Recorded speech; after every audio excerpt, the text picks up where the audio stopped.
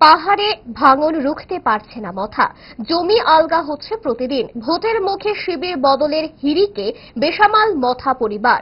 আজ বুদ্ধনগরে মথা শিবিরে নামল বড় ধস। মথার ঘর থেকে মুখ ফিরিয়ে নিলেন 273 ভোটার। বুদ্ধনগর ওয়াকিনগর কেন্দ্রে বিজেপি মনোনীত প্রার্থী রণবীর দেববর্মার সমর্থনে আজ এক প্রচার সভায় 273 ভোটার নিজেদের সামিল করলেন গেরুয়া বনে। উন্নয়নের মূল স্রোতে ফিরে আসা নবাগতদের অভিনন্দন জানাতে উপস্থিত ছিলেন মন্ত্রী রতনলাল নাথ। সভায় বক্তব্য রাখতে গিয়ে মন্ত্রী রতনলাল নাথ বলেন, পাহাড়ে ক্ষমতার হাত বদল এখন শুধু সময়ের অপেক্ষা। মানুষ জেগে উঠেছেন। শুধু থামচা থামচা করছে, থামচা আমরাও চাই, আমাদের থামচা চাই।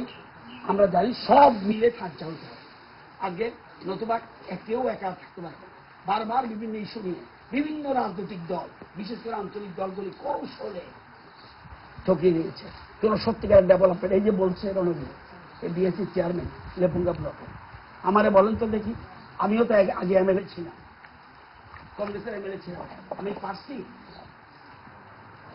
যতই হায়ার সেকেন্ডারি স্কুল আছে, হাই স্কুল আছে, দোতলা বানাইতে পারছি? পারছি না তো। কেন পারছি? বিজেপি হওয়ার কারণে পারছি। কারণ কেন্দ্রে বিজেপি, রাজ্যে বিজেপি। আগে লেপুঙ্গা হায়ার সেকেন্ডারি আমরা বানাইছি, লেপুঙ্গা বিরাট মার্কেট বানিয়ে দিতেছি দোতলা। এখানে আমাদের অবিচারণে মার্কেটও চলছে, higher secondary school double building, গামছা কোবরা দোতলা বিল্ডিং, বাজারের জন্য স্যাংশন করে দিয়েছি, কাজ ইলেকশনের পরে চলবে, বিরাট বড় বাজার হবে। আরো বাজার চাই।